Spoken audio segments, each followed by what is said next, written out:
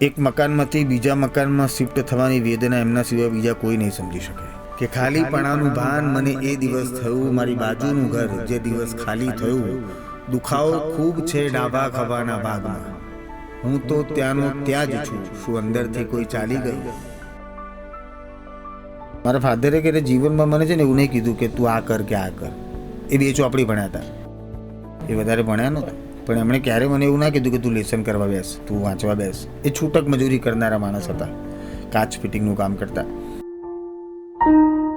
કદાચ કેવું ભગવાન તમને આવીને એવું કે માંગ તાર શું માંગવું છે, કોઈ પણ એક વરદાન, તો કદાચ હું એવું કહું કે સાહેબ એક ફિલ્મ મારી હું રિલીઝ કરી, તમારા પપ્પાએ ત્યાં બેઠા હોય ને પિક્ચર જોવે ને બંને સાથે બેસીને પિક્ચર જોઈએ. તો કરસનદાસ પેન્ડ્યુઝ નામની ફિલ્મ પછી ઘણા બધા લોકોને ખબર પડી કે ચેતન દહિયા નામના એક એક્ટર છે. મારો જન્મ બાળક ટેકરા પર થયો છે અને ચાંદખેડા હું સરકારી સ્કૂલમાં ભણતો હતો. આપણી ઇન્ડસ્ટ્રીમાં, ગુજરાતી સિનેમામાં ખરેખર જો ટેલેન્ટેડ લોકો છે તો એવા લોકોને કામ મળે જ છે. ગંધ સાફ કરે છે, ગંદકી સાફ કરે છે. ત્યાં તારા જેવાને છે ને મારા બાપ દાદા એમની ધોવા હાટું રાખતા હતા. રાખ चूम लूं मैं उस जुबां को जिस पे आए तेरा नाम. તો આટલી સફળતા પછી ફેમિલી મેમ્બર્સ કઈ રીતે જોવે તમને? આમ કઈ લાગે કે ફેમિલીમાં કોઈ ફર્ક કે આટલી બધી સફળતા મેળવી છે તો એમનો નજરિયો કઈ રીતે હોય તમારા માટે? ફેમિલી માટે જો બહુ સાચી વાત કહું તો એવું છે કે મારા પપ્પા છે ને એ બહુ સિનેમા લવર, શમ્મી કપૂરના આશિક હતા. અને શમ્મી કપૂર, રાજ કપૂરની બધી જ ફિલ્મો એ જોતા. અને હું નાનો હતો ને ત્યારે મમ્મી મારા બહુ, હું નાનો હતો ત્યારે એક્સપાયર થઈ ગયા હતા. હું 8 વર્ષનો કદાચ હોઈશ. એટલે મમ્મી સાથેના કોઈ સ્મરણો મને યાદ નથી. પપ્પાના સાથેના છે. એટલે પપ્પા રાત્રે, હું સૌથી નાનો હતો, નાનો ભાઈ સૌથી. એટલે રોજ રાત્રે સૂતી વખતે પપ્પાનું કહું, પપ્પા કોઈક વાર્તા કોને, એટલે મારા પપ્પા કોઈક પિક્ચરની વાર્તા કહેતા મને. અને એ વખતે મને ખબર ના પડતી, પણ એ કહે કે આવું થયું, પછી હીરો આવે છે અને પછી હીરો આવું કરે છે ને પછી હીરો આમ કરે, અને બધી પિક્ચરની વાર્તાઓ એમણે મને નાનપણથી એમણે પિક્ચરની વાર્તાઓ બધી મને કીધી. પછી પિક્ચર જોવાય લઈ જાય તો એકવાર તો મેં કીધું આ તો તમે કીધી હતી જ વાર્તા છે. મને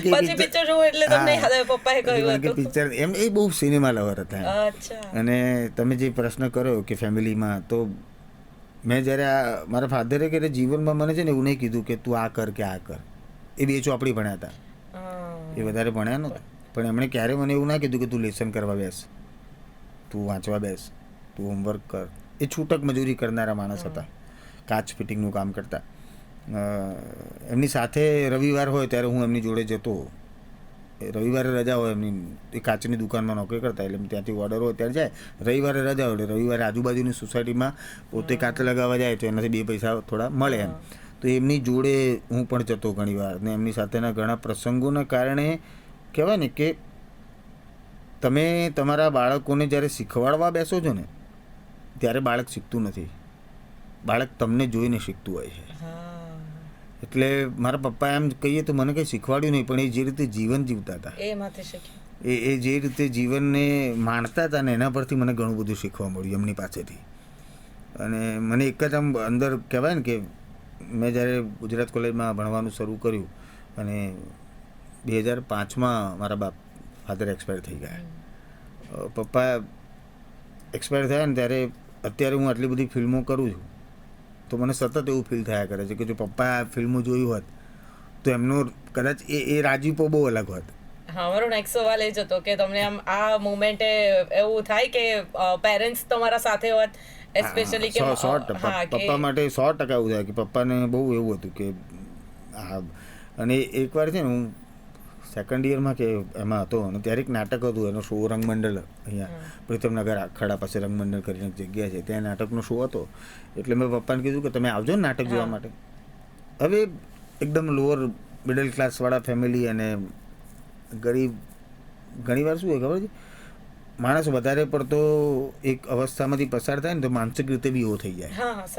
એટલે પપ્પા મેં જોવા માટે બોલાવ્યા હતા એમને નાટક, તો એ સૌથી છેલ્લી રૂમમાં ખૂણામાં એકલા બેસી રહ્યા હતા અને નાટક પત્યા પછી બી મળવા ના આવ્યા. બધા મોટા મોટા લોકો આગળ બેઠા હોય, બધા મળવા આવે, આખું બધું ભીડ ઓછી થઈ ગઈ. પછી મને મળવા આવ્યા તો મેં કહ્યું પપ્પા કેમ આવું કર્યું, તમે આવું જોઈએ ને તમારે. તો નાના બધા સાહેબો બધા હોય, આપણે ક્યાં ઊભા રહીએ એમ. એટલે એમને ક્યાંક ને ક્યાંક એ બી એવું થતું હતું. તો મને આમ કલાકાર તરીકે એવું થાય કે યાર હું મારા બાપને પહેલી રોમાં બેસાડીશ એમ. અને એ પણ એ આ જેટલા મોટા નામો છે ને સાહેબ, એ બધા નામમાં મારા બાપનું પણ નામ થાય. અને યાદ કરે લોકો કે ભાઈ કાંતિલાલ મગનલાલ દહિયા, તો આ છે માણસ.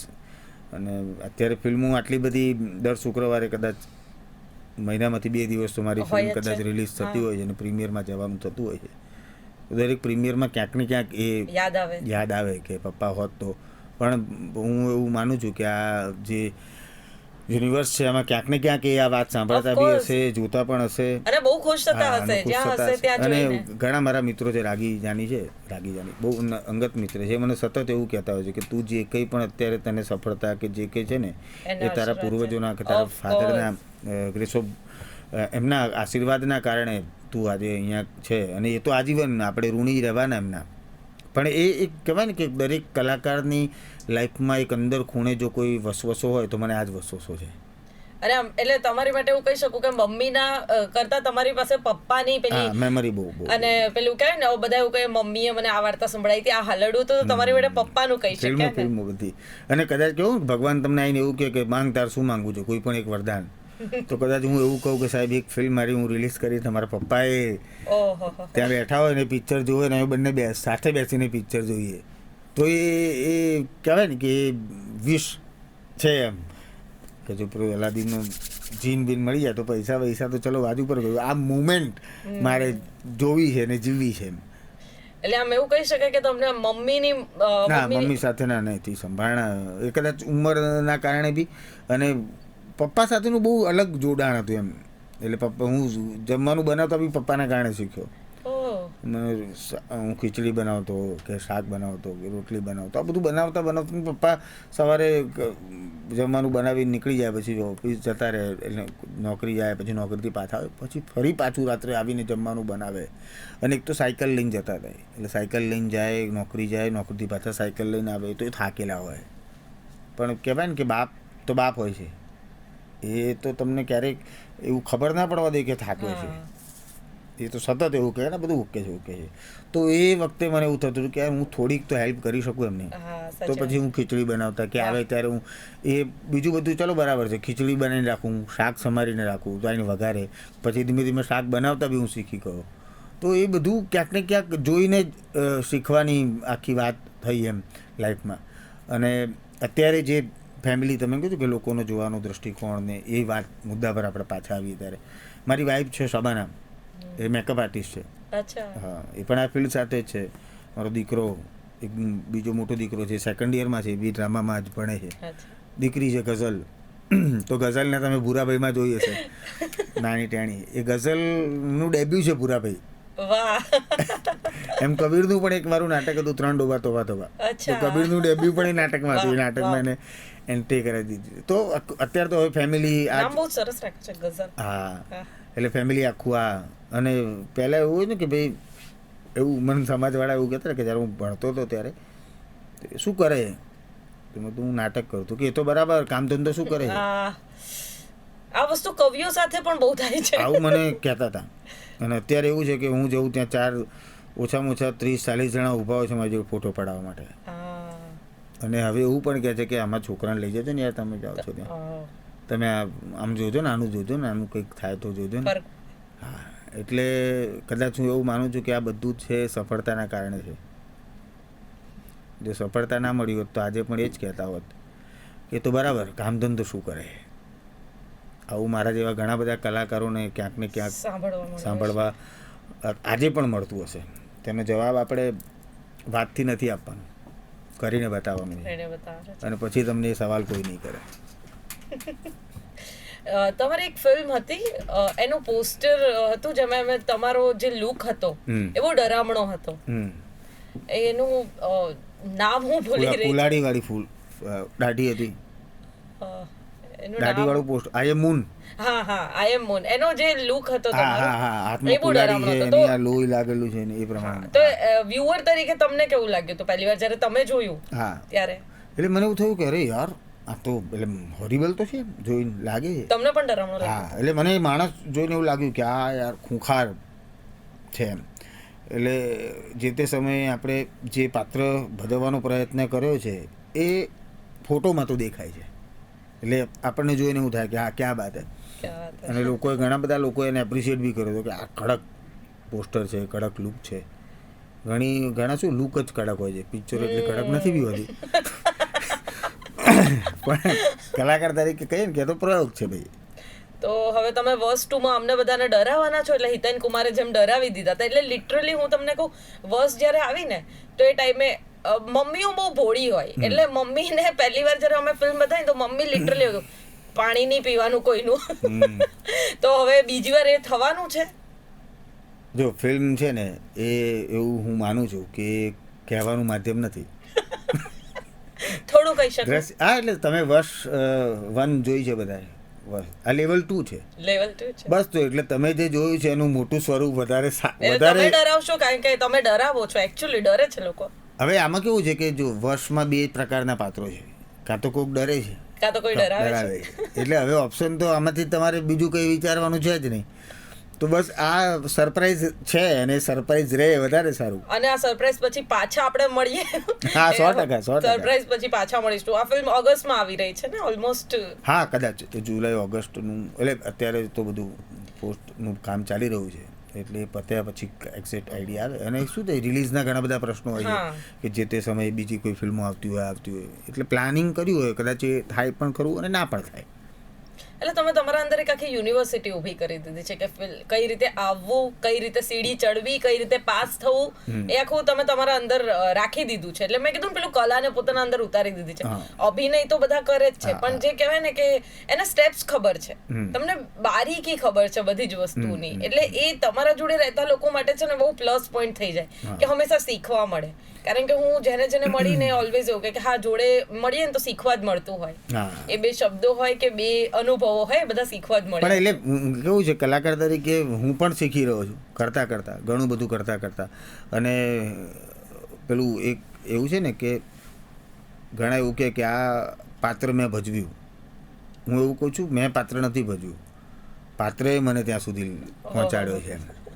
અને એવું જ છે કે કલાકાર તરીકે ઘણી બધી ફિલ્મોમાં ઘણા બધા લોકો આવીને મને એમ કહે કે પેલી ફિલ્મમાં તમે આમ જેસ્ચર કર્યું કે પેલી તમે જે આંગળી કરી હતી એ બહુ જોરદાર હતી એમ. એટલે ઘણીવાર શું હોય કે હું કરતો નથી, એ પાત્ર કરાવડાવે અને એ પાત્ર જ છે એ. બાકી ચેતનભાઈને તમે આ ચેતનભાઈની આવું ચેતનભાઈ ના કરે તો ચેતનભાઈને આવું ક્યાંથી મનમાં વિચાર? તો ચેતનભાઈને વિચાર મનમાં લાવનારું એ પાત્ર છે. અને પાત્ર જ્યારે તમે જીવતા હોય ને ત્યારે પાત્ર જીવનમાં ઘણું બધું શીખવાડી જાય. હમણાં વિશ્વ રંગભૂમિ દિવસ વખતે એક ઇન્ટરવ્યૂમાં મને એવું પૂછવામાં આવ્યું હતું કે કેરેક્ટર ડિઝાઇનિંગની જે પ્રોસેસ છે એક્ટર તરીકે, એ પ્રોસેસ તમને રિયલ લાઈફમાં ક્યાંક હેલ્પ કરે? આવો એક પ્રશ્ન મને પૂછવામાં આવ્યો હતો. તો મેં એને જવાબ આપ્યો તો એ આજે મારે કહેવો છે કે બહુ મહત્ત્વની બાબત છે કે ઘણા બધા પાત્રો આપણે જીવ્યા હોઈએ અને એ પાત્રની આખી અવસ્થામાંથી પસાર થયા હોઈએ, તો એઝ એ ચેતનભાઈ તરીકે તમને તમારા જીવનમાં ઘણા બધા પ્રશ્નો નડતા હશે, બરાબર? અને એ પ્રશ્નોના જવાબ તમને નથી મળતા, પણ એ પાત્ર તરીકે જ્યારે તમે પાત્ર જીવી રહ્યા છો ને ત્યારે પાત્ર તમને જવાબ આપી જાય કે ફલા આ પ્રકારની અવસ્થામાં આવું કરી શકાય, તો કદાચ આ રસ્તો નીકળે. તો ઘણીવાર એ છે કે રિયલ લાઈફમાં એ કેરેક્ટર ડિઝાઇનિંગ તમને ઘણું બધું શીખવાડી જાય છે. અને કલાકાર તરીકે કલાકાર બન્યાનું જે સદભાગ્ય પ્રાપ્ત થયું છે એ વાત અલગ છે કે એક ડૉક્ટર છે એ આખી જિંદગી ડૉક્ટર રહે છે, એક વકીલ એની આખી જિંદગી વકીલ તરીકે જાય છે. કલાકાર તરીકે અમે ડૉક્ટર પણ બનીએ, વકીલ પણ બનીએ, શિક્ષક પણ બનીએ, ગુંડા પણ બનીએ, પોલીસ પણ બનીએ, નેતા પણ બનીએ, બધું જ બનીએ. તો આ મલ્ટિપલ જેટલા બી આપણા પાત્રો છે, મલ્ટિપલ પાત્રો જીવવાનું જેને સૌભાગ્ય પ્રાપ્ત થયું હોય ને સાહેબ, એ કલાકાર કહેવાય. આટલું બધું જીવવાનું જે એને મળે એમ, તો તો એનો આનંદ કેટલો છે આનંદ કેટલો થાય. તો આમ સૌથી વધુ પાત્ર તમને મન ગમતું અત્યાર સુધીની આટલી બધી ફિલ્મોમાં એવું કોઈ પાત્ર હોય જે આમ જીવંત રહ્યું હોય કે ભાઈ આ તો પોતાને આનંદ થયો હોય કે મેં બહુ જ સરસ કર્યું, મને બહુ મજા પડી ગઈ, સારી ઊંઘ આવી હોય, એ કેવું પાત્ર છે? 2 ફિલ્મો છે એવી, જે 2 ફિલ્મોના પાત્રો મને બહુ જ ગમ્યા. આમ તો બીજી બી ઘણી બધી ફિલ્મો છે, પણ હું અત્યારે ઉલ્લેખમાં જે મને યાદ આવે છે કરસનદાસનું એક કેરેક્ટર, અફરાતફરી નામની એક ફિલ્મ છે. અફરાતફરીમાં જસિયાનું એક કેરેક્ટર છે ગામડાનો. પછી મલ્હાર અને પૂજા સાથેની એક વેબ સિરીઝ છે વાત વાતમાં. હા, એમાં એડવોકેટનું એક મિલનભાઈ નામના એક એડવોકેટનું પાત્ર છે. એ બહુ સરસ રીતે. અને જગત નામની એક ફિલ્મ આવી હતી, જગતમાં ભાવિક, ઇન્સ્પેક્ટર ભાવિક વાળું જે પાત્ર છે. તો આ બધા પાત્રો એવા છે ને કે તમને મને જોઈને પણ એવું થાય છે કે અરે યાર આ મેં કર્યું. હા, ઘણી વાર મને યાર કેવું હોય કે ઘણી વાર જોતા આપણને આપણું ખરાબ પણ દેખાય અને આપણું સારું પણ દેખાય. એવું જ છે કે ઘણી વાર કહે કે આ યાર આ બકવાસ કર્યું એમ, અને એવું ઘણું અરે યાર આ મેં કર્યું. તો આવું જે ફિલ્મોમાં જોયા પછી મને એવું થયું છે એવા આ 4 પ્રોજેક્ટ એવા છે કે જેને જોઈને મને એવું થાય છે કે અરે યાર આ મેં કર્યું એમ, અને એનો આનંદ પણ થાય છે કે આ ક્યાં વેરી ગુડ. ચલો આપણે જે પાત્ર હું વિચારતો હતો એ વિચાર અમલીકરણમાં આવ્યો અને એ ભજવાયો. તો તમને આમ એક્ટર તરીકે એવા કયા ગુજરાતી ઇન્ડસ્ટ્રી અને હિન્દી ઇન્ડસ્ટ્રીમાં આવા છે જેનાથી તમે પ્રભાવિત થયા, તમને આમ બહુ જ ગમતા હોય, એમનું કામ ગમતું હોય? નાના પાટેકર ગમતા કલાકાર, ઇરફાન, નવાઝ, મનોજ બાજપેયી, પ્રાણ સાહેબ પણ મને બહુ ગમતા હતા કે એક અલગ પ્રકારની એમની એક સ્ટાઇલ હતી પરફોર્મન્સની, અને અલગ અલગ પાત્રો એમણે અલગ અલગ રીતે જીવ્યા. આપણી ગુજરાતી સિનેમામાં જો આપણે વાત કરીએ તો ગુજરાતી સિનેમામાં ઘણા બધા કલાકારો છે જેમણે ખૂબ જ સુંદર અભિનય કર્યો છે, સુંદર રીતે પોતાની જાતને રજૂ પણ કરી છે. એ યશ એ રોનક કામદાર, રોનક સરસ રીતે પાત્ર, મલ્હાર બી એની રીતે પોતાના પાત્રોને જીવંત કરવાનો કે જીવવાનો એ ટ્રાય કરે. અને મેં તો કીધું ને કે આપણે કલાકારો હંમેશા અમે પ્રયોગ કરીએ, સફળ નિષ્ફળ. તો રાગી જાની, રાગી મિત્ર પણ છે, સરસ કલાકાર પણ છે, માઇકલ. તો એવા ઘણા બધા એક્ટરો છે. અને ઘણીવાર શું થાય કે હવે આવા માધ્યમથી આપણે બોલતા હોઈએ તો એમ થાય કે આટલા જ લોકો ગમે. મારો મુદ્દો એવો નથી, ઘણા બધા લોકો ગમે છે, પણ આ તો જે નામ અત્યારે યાદ આવે એવા લોકોના નામ લીધા છે. અને પહેલું તો હું મારું નામ ના લઉં. કોણ? ચેતન દહિયા ગમે છે કે કલાકાર તરીકે ચેતન દહિયા, ગુજરાતી ઇન્ડસ્ટ્રીમાં ચેતન દહિયા ગમે છે. એટલે હું ફરીથી પૂછી લઉં કે સર કયા ગુજરાતી કલાકાર ગમે? ચેતન દહિયા.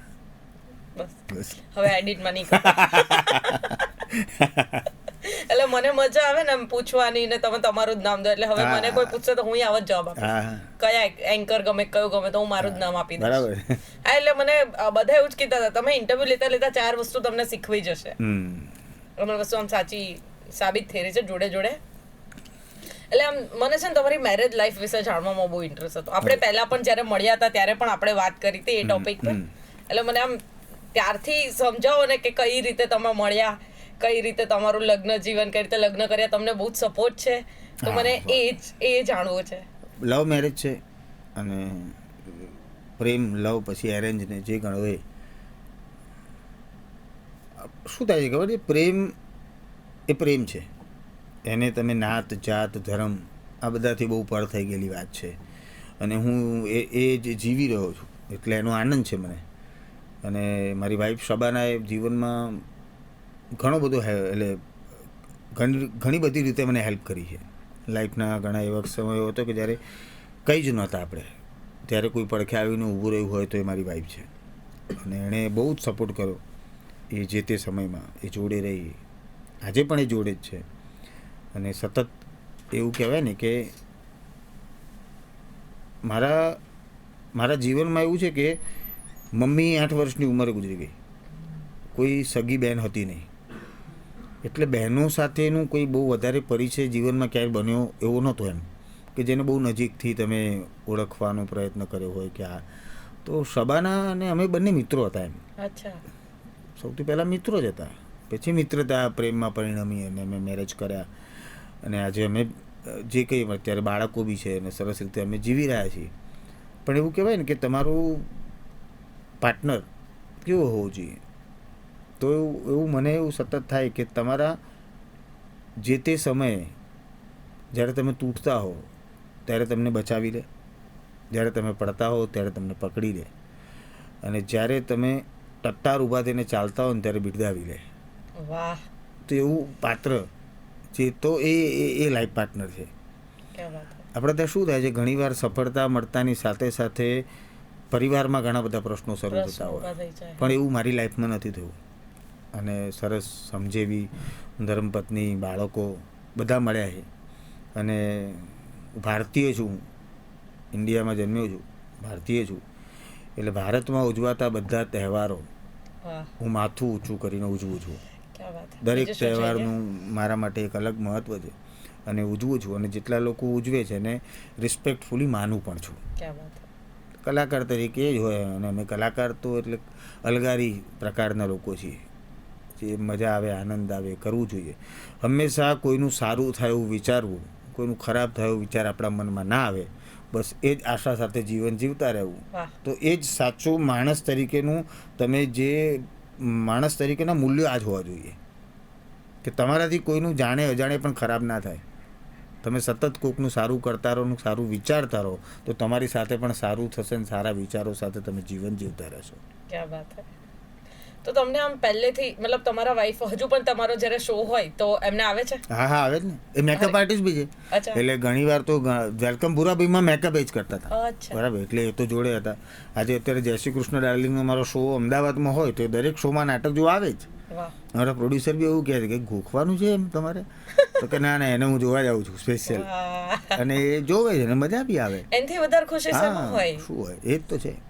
ફેમિલી જોડે હોય અને આ રીતે પહેલું તો તમારી ફેમિલી તમને આટલો સપોર્ટ મળતો હોય. એટલે મને અમુક વાર એવું લાગે કે અમુક લોકોને છે ને બહુ જ સ્ટેપ બાય સ્ટેપ ના લખાયું હોય એમનું જીવન, ભગવાન લખવા બેઠા હશે તો વિચારો આના પછી. તો તમારા જીવનમાં એ રીતે લખ્યું છે? હા, 100%. મને ઓલવેઝ એવું લાગે, જેટલું મેં જાણ્યું છે, જેટલું મને વાતો છે ને, હું પેલા ગૂગલ વાળામાં ઓછું માનું છું. કોઈક તમારા વિશે શું કર્યું છે ને સૌથી સાચું છે એ મને લાગે. 100%. ગૂગલ પર તો આજે મને ગમશે, તમે મળી ગયા તો મારા વિશે સારું બોલે તો હું લખી દઈશ, અને એ કાલે બીજો વાંચશે તો કહેશે અચ્છા ચેતનભાઈ આવા છે, પણ મેં જે કીધું એ ચારના કાને પડશે અને બહુ મજા આવશે. એટલે એ મેં જો સાંભળ્યું તો ઓલવેઝ મને લાગે સ્ટેપ બાય સ્ટેપ લખ્યું છે ભગવાને, અને તમે બહુ સરસ રીતે જીવી રહ્યા છો. હા, એટલે મજા છે, આનંદ છે એકદમ. અને હું હંમેશા છે ને એવો માણસ છું કે આપણે પોઝિટિવ લોકો સાથે રહેવું અને પોઝિટિવ વિચારવું.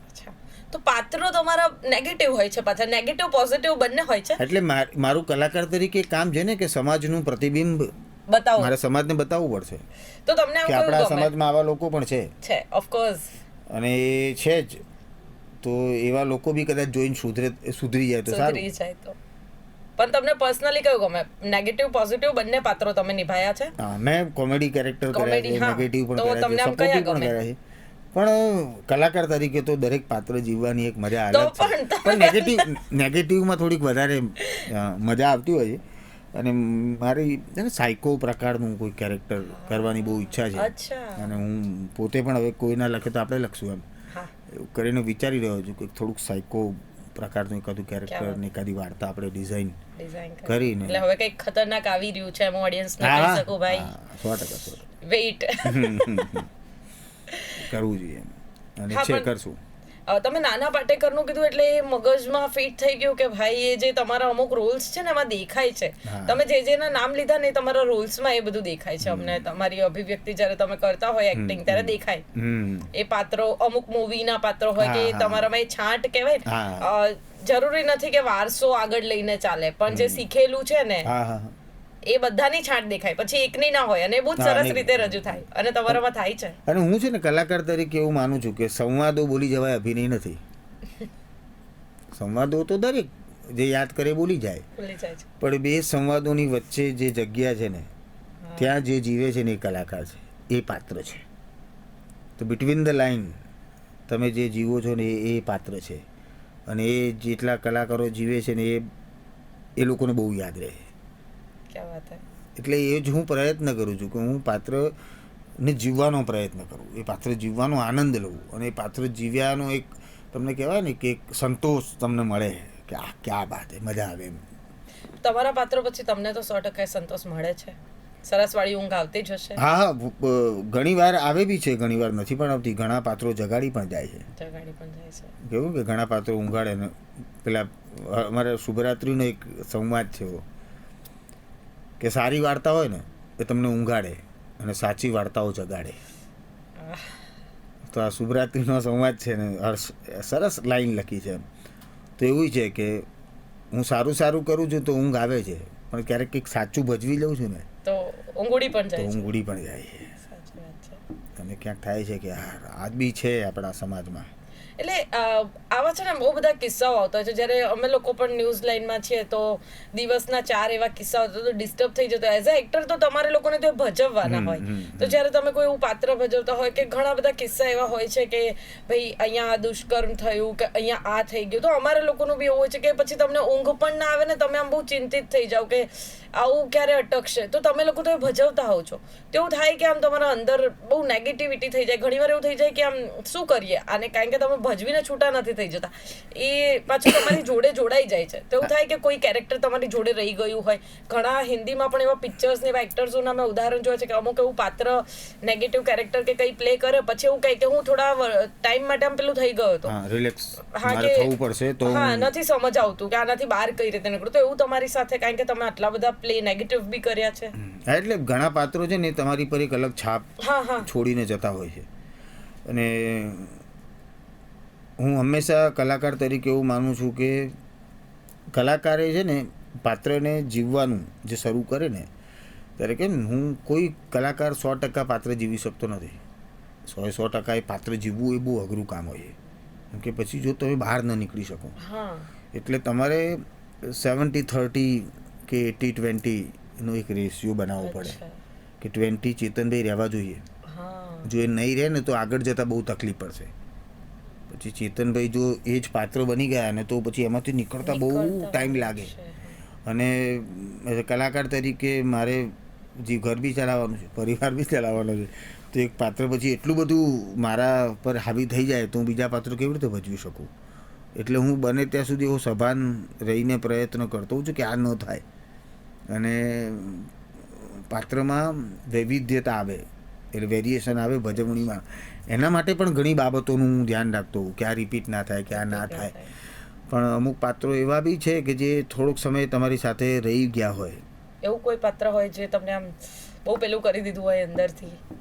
જગત નામની ફિલ્મમાં એક જે ઇન્સ્પેક્ટર વાળું કેરેક્ટર છે ને એ ક્યાંક અંદરથી થોડું આમ હલાવી નાખે. એનો ક્લાઇમેક્સ છે ને બહુ થોડોક ડિસ્ટર્બિંગ હતો એમ. તો એ ઘટના જોયા પછી છે ને, એટલે એ ભજવ્યા પછી બી થોડો સમય તો હું મારું મગજ છે ને એ પોલીસવાળા એ કેરેક્ટર જેવું હતું એમ. કે મને સતત બધા શંકાશીલ લોકો જ દેખાય એમ.